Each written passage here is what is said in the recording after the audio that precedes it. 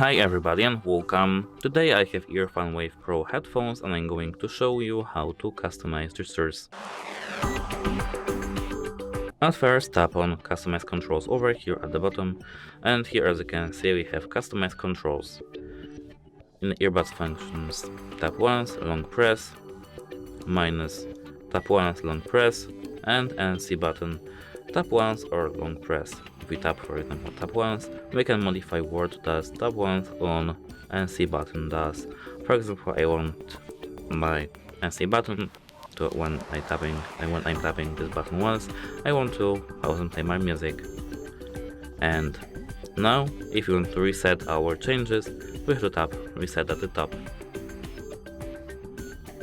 And as you can see, tap once noise cancelling. That's it. Hope it helps you. Goodbye.